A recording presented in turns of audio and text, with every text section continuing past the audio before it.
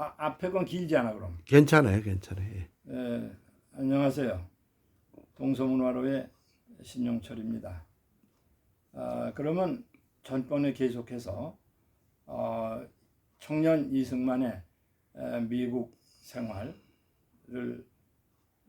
좀 더 살펴보도록 하겠습니다.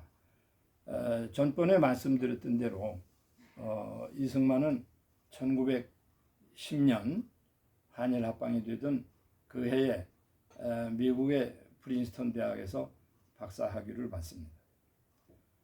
그의 박사 학위는 특히 프린스턴 대학 총장 우드로 윌슨의 마지막 참석한 졸업식입니다.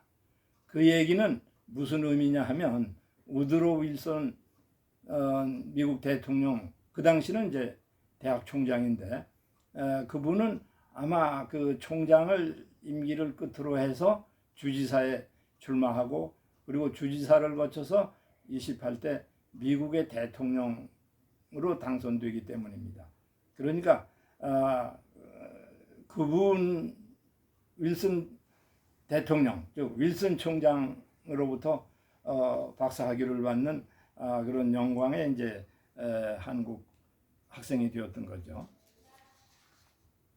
참으로 행운이었고 또 놀라운 일이었으며 그것은 그분에게나 우리가 한국에 있어서 중요한 하나의 이제 갈림길이 되기도 했을 겁니다. 그런데 전에도 좀 말씀드렸습니다마는 그 석박사 과정, 특히 석사 과정에서 어려움은 우리가 알아야 될 것은 그 당시 조선, 숨겨진 나라, 작은 나라, 알려지지 않은 나라로서 한국의 독립에 대해서 관심을 갖는 미국 사람들은 거의 없었습니다. 그건 미국뿐만 아니라 아마 전 세계에서도 그랬을 겁니다. 그 당시에. 그러니까 일본의 압박으로부터, 침략으로부터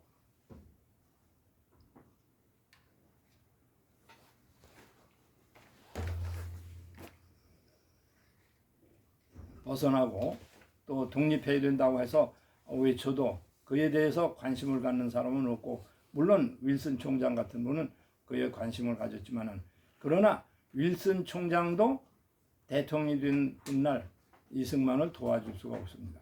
왜냐하면 미국의 정책상 일본과의 우호 관계를 가졌기 때문에 일본을 반대하고 일본과 싸우려고 하는 이승만을 개인적으로는 동정을 하지만은 공적으로는 국가 정책 때문에 도저히 도와줄 수가 없었던 겁니다. 그런데 이 점은 단순히 윌슨 총장과 윌슨 대통령과 이승만 개인의 두 사람의 문제가 아니라 그 당시에 어느 누구도 미국의 정책에 반대해서 일본과 투쟁하는 데 도움을 얻을 수는 없었던 거죠. 우리가 잘 알다시피 우리는 미국에 대해서 도와달라고 매달렸을 때 가스라 테프트 밀약이라는 걸 알고 있지 않습니까? 일본의 가스라와 미국의 테프트가 필리핀 문제에 대해서 합의를 하면서 필리핀은 미국이 차지하고 또 조선 문제는 또 일본에게 양보한다는 비밀 약속을 한 것을 몰랐다는 사실은 우리가 너무나 잘 알고 있습니다. 그러나 어쨌든 이승만과 윌슨 총장의 신분은 매우 중요한 재산이었습니다. 28대 대통령으로 당선된 윌슨 대통령은 1918년, 19년 국제연맹을 만들어서 말하자면 오늘날 국제연합으로 이제 발전이 됐죠. 그러나 사실상 그분 개인으로서는 학자로서 대단히 이상적으로 세계 평화를 위해서 국제연맹을 만들고 노벨 평화상을 받았지만은, 그러나 미국조차도 국제연맹에 가입을 하지 않고 그 국제연맹이 결국 거의 유명무실하고 세계 2차 대전으로 같다 하는 것은 우리가 다 알고 있습니다. 그러면 1910년에 박사학위를 받은 청년 이승만은 상당히 암담했다고 합니다. 이제 무엇을 할 건가? 1904년에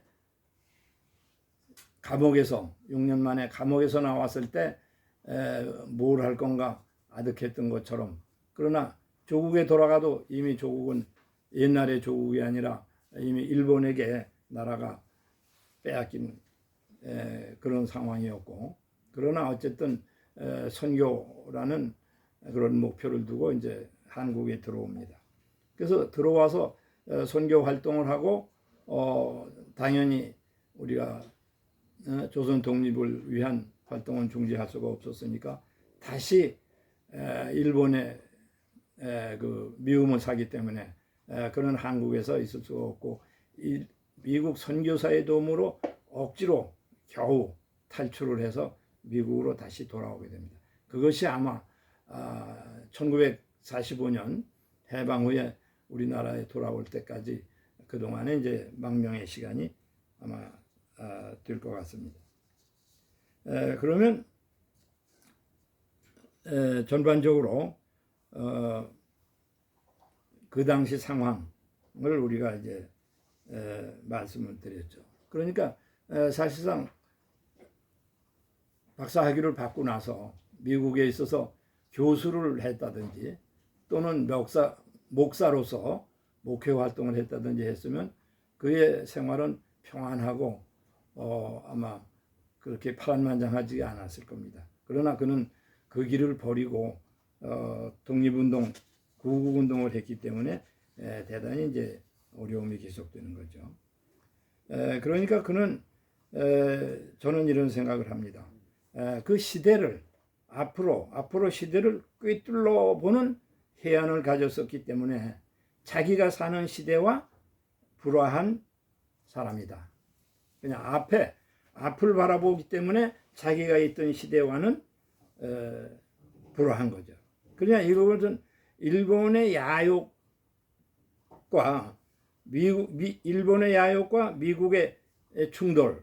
그러니까 무슨 얘기냐 하면 일본의 야욕을 아무리 주장해도 미국 사람이 이해를 하지 못했지만은, 그러나 조금 지나서 일본이 미국을 하와이를 공격했을 때 그때는 이제 이승만을 이해하죠. 그러니까 이승만이 생각한 것은 앞을 상당히 봤던 거고, 또 해방 후에 있어서도 우리가 같은 문제일 거라고 봅니다. 해방 후에도 그 38선을 사이로 두고 미국과 소련이 경쟁하면서 특히 북한은 소련이 이미 세력을 확장해서 새로운 국가, 공산주의 국가를 건설하고 있었고, 그 다음에 남쪽은 오히려 혼란에 빠지고 우리가 중립국가를 세우느냐 또는 좌우 합작을 하느냐 해서 대단히 복잡한 어려운 상황이고, 우리가 너무나 잘 아는 문제로 군정장관 하지와 이승만의 그 싸움, 반목이라고 하는 것은 대단히 널리 알려진 거거든요. 그러니까 미국도 그 당시 우리가 사회주의, 특히 공산주의 소련의 정책이라든지 하는 것을 제대로 알 수 있는 시간이 아니었고, 그러나 그것이 우리가 6.25를 만난다든지 하는 동안에 그 뒤에 다시 이승만,